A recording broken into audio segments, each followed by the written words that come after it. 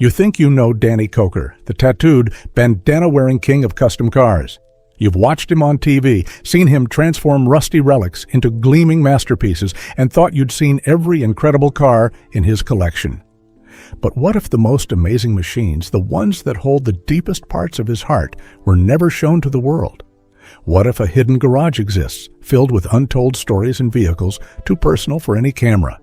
Prepare to have your mind blown. The unsellable legend. Among all the amazing cars Danny owns, there's one that stands above the rest, a true legend he will never sell.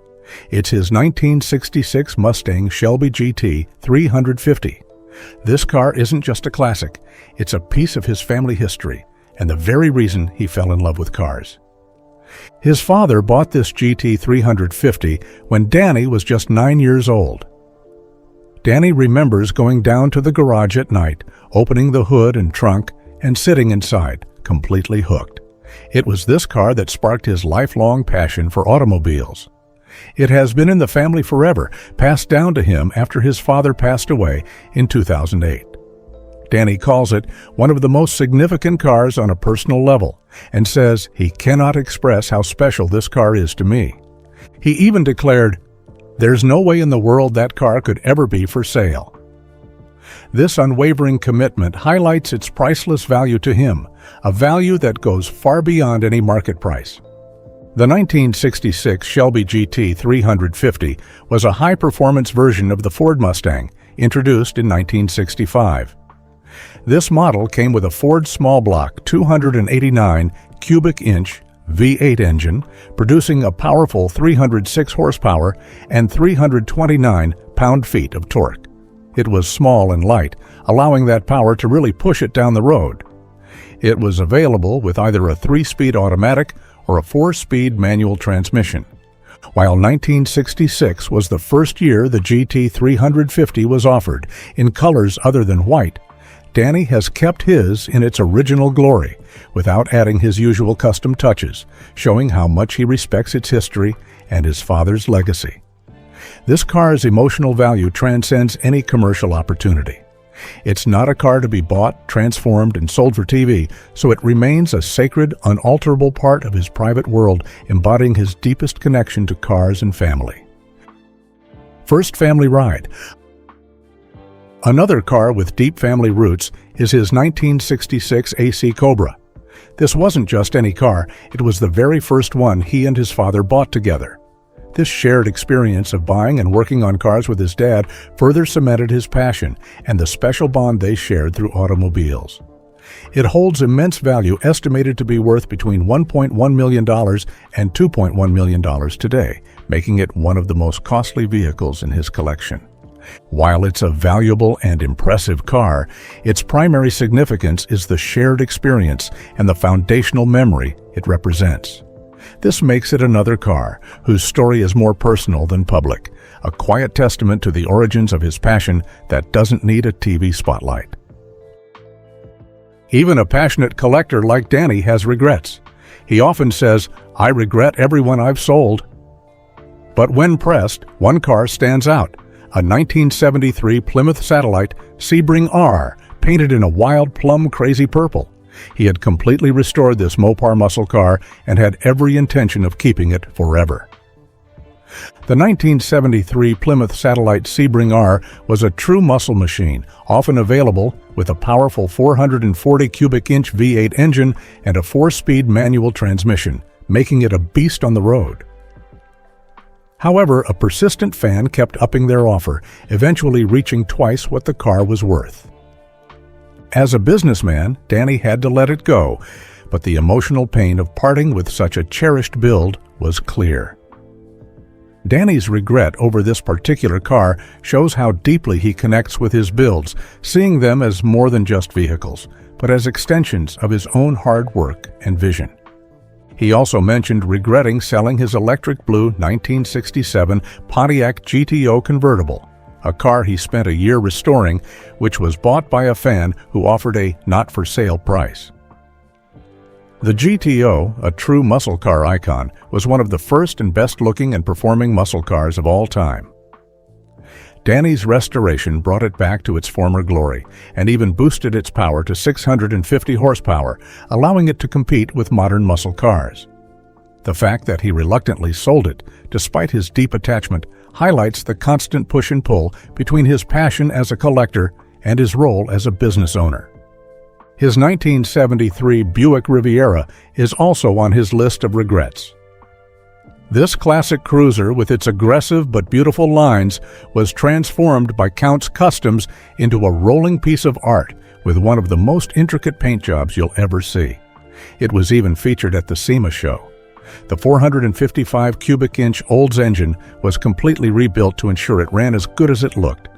Another car he regrets selling is his 1964 Ford Galaxy. This Galaxy was made as a tribute to the Galaxy 500 lightweights of the 1960s.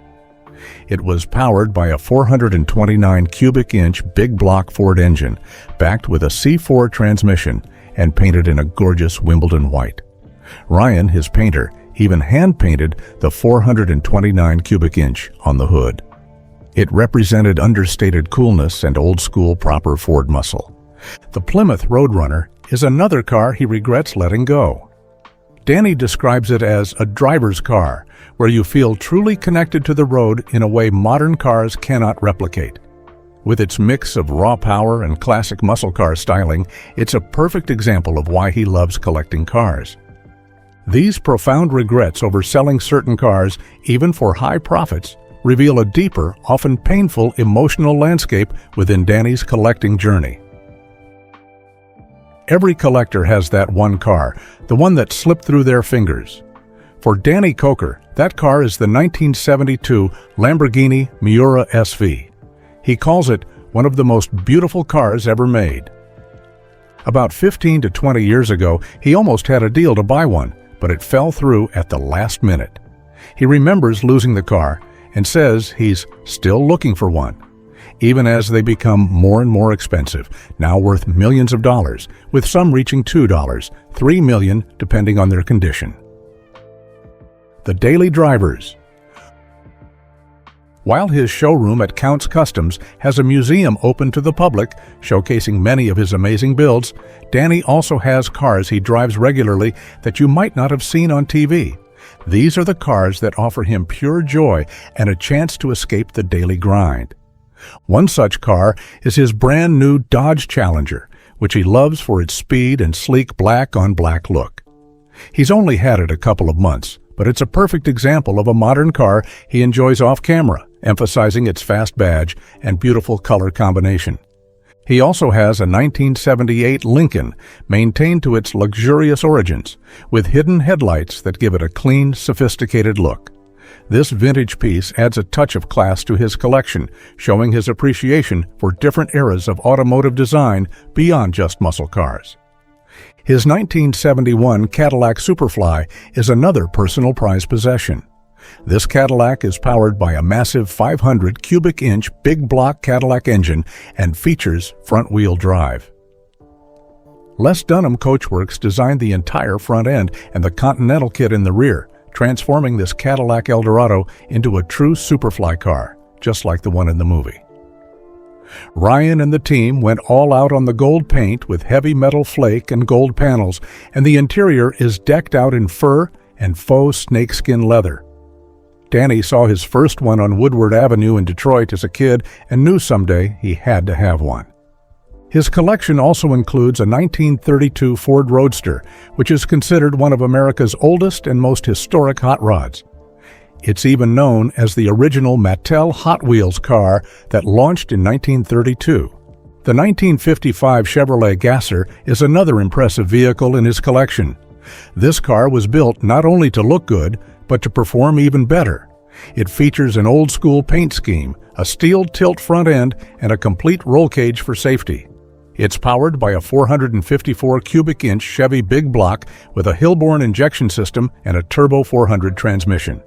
This car is set up for the street, but can also be taken to the drag strip, representing the era of the late 60s and early 70s when daily drivers were also dragsters. Danny also owns a 1995 Dodge Viper. He saw a prototype of this car and was so impressed that he bought one as soon as he had the chance. This car left a strong impression on him, showcasing his appreciation for raw power and cutting-edge design. Another Mopar in his collection is a classic Dodge Charger. While many appreciate it for its power, Danny specifically loves its innovative center console design that runs clear down the cabin, a detail he has mentioned publicly on more than one occasion. His collection also boasts a Lamborghini Countach, which might be his most costly vehicle, with many selling for $300,000 or more. Danny's Countach is painted white, just like the iconic one Leonardo DiCaprio drove in the Wolf of Wall Street movie. It's hard to beat having a Countach in front of your showroom next to a 427 Shelby Cobra, and this is precisely how Danny operates, displaying it prominently. He also owns a 1999 Shelby Series 1. Only 249 of these cars, designed by the legendary Carroll Shelby, were ever built. Danny spent $115,000 on his, and today, prices for these rare vehicles can range from $159,000 to $313,000. These cars are hidden because they are primarily for his personal enjoyment and utility, rather than for dramatic restoration projects or flashy reveals. They highlight the practical, everyday side of his car enthusiasm, which is often overlooked by the show's focus on custom builds. When we talk about Danny Koker's hidden cars, it's different from what you might expect from other famous collectors. For the Count, hidden often means cars that are too personal, too raw, or simply don't fit the polished, dramatic narrative of a TV show.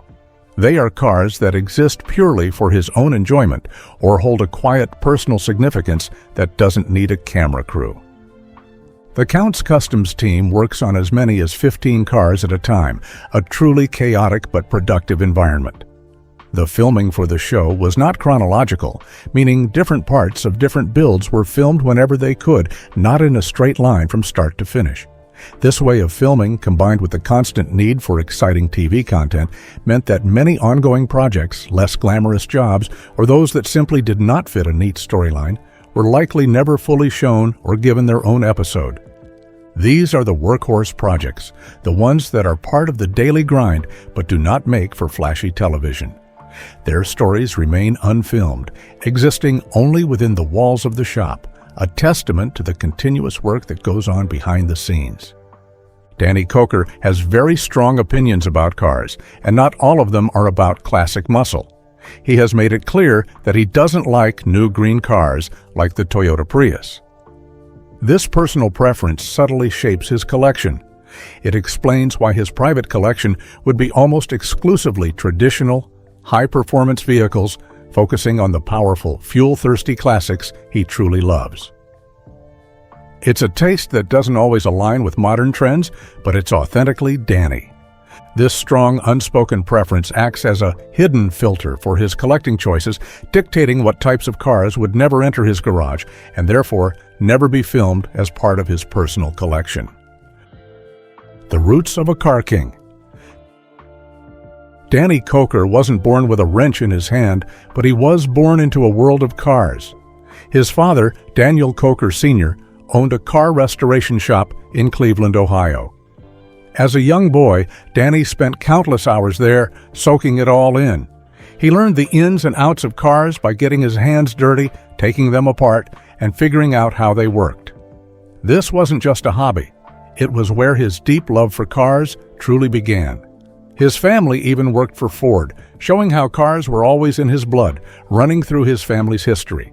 He often jokes that as soon as he could talk, he was talking about cars. This early start laid the groundwork for his amazing career. He learned by doing, becoming a self-taught mechanic, a true master of his craft. The fact that he taught himself so much, rather than just being formally trained, shows a deep natural drive and a personal connection to cars that goes far beyond simply inheriting a business. This personal, hands-on learning means that the cars he holds closest to his heart, the ones he might keep hidden, are likely those he tinkered with purely for the joy of it, outside of any formal shop projects. These vehicles represent the pure discovery and creation that fueled his passion from the start. After moving to Las Vegas in the early 1990s, Danny turned his childhood passion into a real business, opening Count's Customs. This shop quickly became known for its amazing custom car builds and restorations. Before Counting Cars made him a TV star, Danny was already known as The Count, a nickname he got from hosting a horror movie show called Count Cool Rider on Channel 33 in the late 1980s and early 1990s. Even then, he was working on cars as a hobby in the background, building his collection and honing his skills. His fame truly exploded in 2012 when Counting Cars, a spin-off of Pawn Stars, debuted on the History Channel. The show followed Danny and his team, showcasing their incredible transformations and Danny's infectious personality. It ran for 10 seasons, making Count's Customs a household name worldwide, broadcasting in over 160 countries. The shift from being a passionate hobbyist to a major TV star meant that his private world of cars had to adapt. While the show successfully highlighted his talent and the shop's work, it couldn't fully capture the personal and unfiltered aspects of his collection. This created a natural, hidden dimension for cars that didn't fit the public narrative, either because they were too personal, too unfinished, or simply not dramatic enough for the show's format. While Counting Cars brought amazing transformations to our screens, it was still a TV show. Like many reality programs, some parts were staged for entertainment.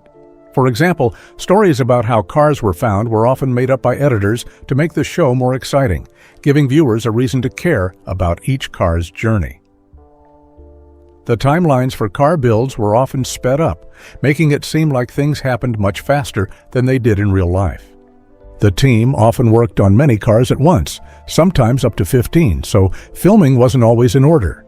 This meant that many real, ongoing projects or cars that simply didn't fit the show's planned stories would never make it to air.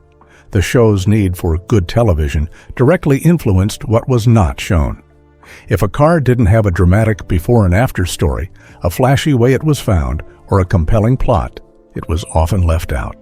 This explains why Danny's true personal collection, which might include cars he simply enjoys driving, vehicles with quiet sentimental value, or projects that aren't inherently showy, would naturally be hidden from the show's format.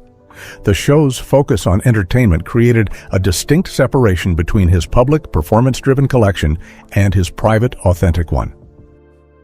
The man behind the machines. Danny Koker is much more than just the tattooed, bandana-wearing car guy seen on TV. He is a truly multifaceted individual with a life that stretches far beyond the garage doors of Count's Customs. He is a lifelong musician and the lead singer of his own rock band, Count 77. The band is often found playing in the Las Vegas music scene, where Danny showcases a different side of his creative passion. Beyond music and cars, Danny owns a whole empire in Las Vegas. This includes not just his famous custom shop and its museum, but also a tattoo shop, a rock bar and grill called Count's Vamped Rock Bar and Grill, and even a recording studio. He has many private businesses and investments that keep him off the radar, and he lives by a strict personal code that guides his decisions and actions. Despite being a public figure with millions of fans, Danny has chosen to maintain a very private life off camera, carefully guarding certain aspects of his world. This broader context of his life helps explain why some parts of his car collection and the deep stories behind them remain out of the public eye. His car passion is just one important part of a complex and private individual. While Count's Customs has a museum open to the public, showcasing many of the amazing cars from the show and Danny's collection, there are also more private spaces. Danny has a personal toy box where he keeps cars he's careful about, not for public display. This could be a separate shop building or a specific area within Count's Customs that's not part of the official tour.